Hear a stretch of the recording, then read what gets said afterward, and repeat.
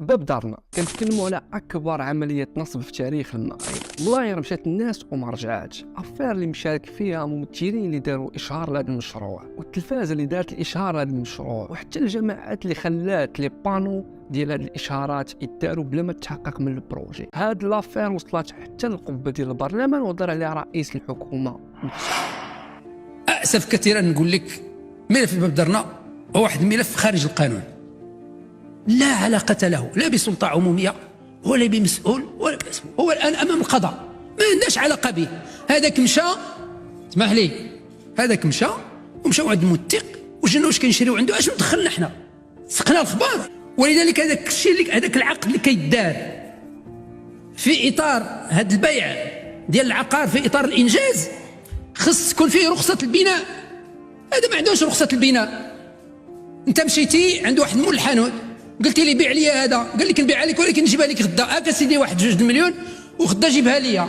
الغدا جيتي لي عندي قال لك ما قلت عطيتيني والو. اش دخل الدوله في هادشي؟ شنو الافير ديال باب دارنا؟ كيفاش تنصب على الناس؟ وباش سالات في الاخر واش دوموا الفعله او لا؟ غادي نجيب لك قهوه ديالك او اي مشروبك المفضل وتبع معايا مزيان في هاد لافير، ما غاتفهم والو والنهايه ديالها اغرب من البدايه ديالها. معكم انس، هاد القناه هذا هدفها التوعيه والترفيه، ونتلاقاو من بعد الانترو.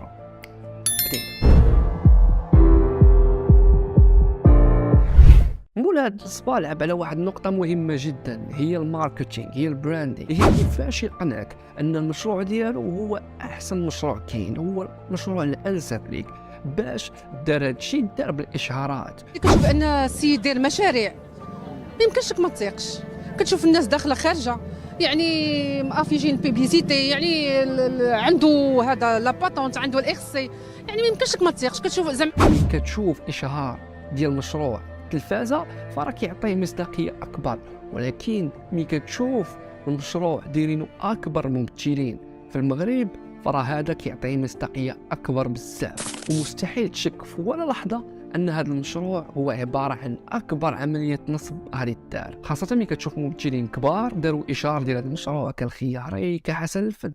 كنا جالسين في رمضان تنشوفوا الاشهارات بحيث التلفزه المغربيه ودوزام وممثلين كبار بحال سي الخياري كلهم كانوا يشهروا باب. وغادي نخليك تشوف اشهار ديال حسن الفد باش تعرف علاش تنصب على هاد الناس بسهوله بدون مجهود يذكر. زابارتمون 3 حنا غنعطيكم 3 فابور. قلتي فابور ها؟ فابور غتسكنوا فيها الوالدين. الله، ولكن خصني نبيع لابارتمون القديم ديالي باش نشري واحد جديد. ناخذوه من عندك ونعطيوك واحد جديد. ريبريز.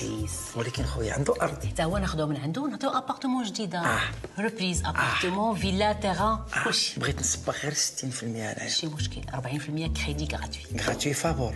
فابور. ولا بغيت نسترجع التسبيق ديالي تسترجعوا كامل. ومن بعد هذا البنج الا كنتي كتفكر انك تشري عقار او تشري دار، فاول وحدين غادي تفكر فيهم هما هادو، نظرا للمصداقيه اللي خداوها من خلال الاشهارات. كما قلنا هذا المشروع كان عنده بزاف ديال الفروع، ماشي غير في كازا، كان في مدن بزاف، لهذا كان الضحايا كثير وكان المبلغ كبير اللي تنصب على الناس فيه. ولكن دابا السؤال كيفاش تنصب على هاد الناس؟ الضحايا بطبيعه الحال من بعد كما قلنا البنج اللي خداو من خلال الاشهارات والبراندينغ اللي دار من المشروع ديالو، كما قلنا راه خسر فلوس بزاف. كان من الصعب انك تشك ان كاين شي اشكال في المشروع او كاين شي عمليه نصب غادي تشي. دونك ما ردوش البال واحد المساله مهمه ومساله قانونيه، هي الكونترا دو ريزيرفاسيون. ملي كتبغي تشري الدار فاول حاجه خصك تسول عليها هي الكونترا دو ريزيرفاسيون، كتسول عليها شكون؟ النوطير. فهو كما قلنا نظرا للمصداقيه ما سولوش على هاد الامور، وملي كيسولوا النوطير على كونترا دو ريزيرفاسيون اللي بالمناسبه ما كتكونش هاد الكونترا بلا ما يكونوا جوج حوايج مهمين. اول حاجه هو رخصه البناء، ثاني حاجه هو تيتر ديال الارض خصو يكون باسم البائع. فهما من كانوا كيسولوا النوطير اللي كان ايضا متورط في القضيه وراه شدوه في الاخر، يعني كيقول لهم ان الامور القانونيه كلها كوريكت، ما كاينش اشكال، كل شيء مضبوط. عندي سؤال واحد السي الموثق، واش الارض ديالو، لان بالنسبه لي انا الضمانه الوحيده الثمن اللي عطيت قل من ثمن الارض ولا بحال ثمن الارض؟ كاين سؤال بديل غادي تقول لي دونك الا ما كانوش الاراضي بالسميه ديالو كيفاش كانوا كيتحطوا لي بانو ديال المشروع ديالو في الاراضي؟ فينا هما موري الاراضي الحقيقيه وعلاش ما يعني ما شكاوش؟ شكون اللي خلاه بنى داك مكتب البيع؟ شكون اللي خلاه علق هاد كل واحد الاشهاريه؟ هنا السلطات ما تدخلاتش. اذا انت هي كتساهم معاه بواحد الشكل مباشر ولا غير مباشر في تكوين هاد الجنحه هادي.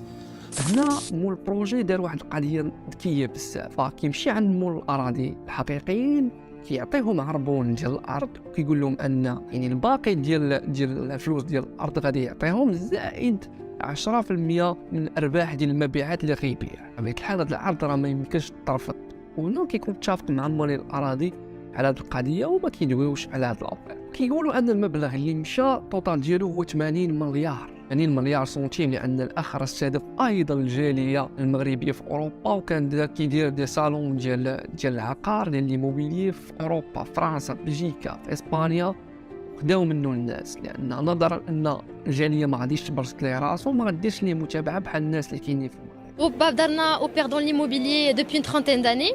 La vocation du groupe est de créer des espaces de vie de confort, de qualité et de sécurité. هذه القضيه عرفت النهايه ديالها في هذه السنه، وتم القبض على مول النصب وتم الحكم عليه ب 15 سنه. اكثر من 3 سنوات ديال المحاكمه اللي عرف هذا الملف ديال بابدارنا، وكنظن 3 سنوات ديال المعاناه وديال الارق وديال العذاب والتعذيب اللي عاشوا هذه العائلات.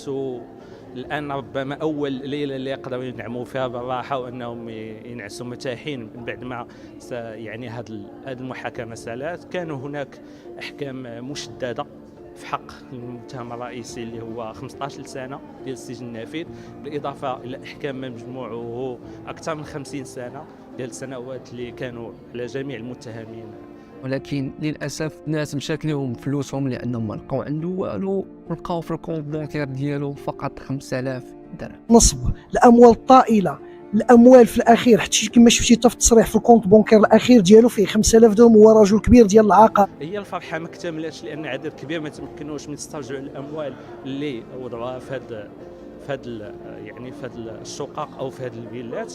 وقصة بابدارنا عبر كاع الناس اللي كيفكروا انهم يشريو عقار. فإلا خديتي فقط المعلومه انك قبل ما تشري العقار، قبل ما تشري الدار، خاص يكون كونطرا دو ريزرفاسيون اللي فيها رخصه البناء وفيها التيتر ديال الدار يكون باسم البائع. الا خديتي فقط هذه المعلومه فراك ربحتي من هذا الفيديو، بغض النظر عن القصه وعلى الموضوع. هذه اكبر عمليه نصب وقعت في المغرب مؤخرا. خليوا لي اراءكم في التعليق، واش الناس اللي كانوا سداج ما سولوش على راسهم قبل ما ياخذوا العقار، او الشخص اللي نصب عليهم كان ذكي بزاف. متنساش لايك الفيديو وشارك في القناه، فعل الجرس. كان معكم انس، سلام.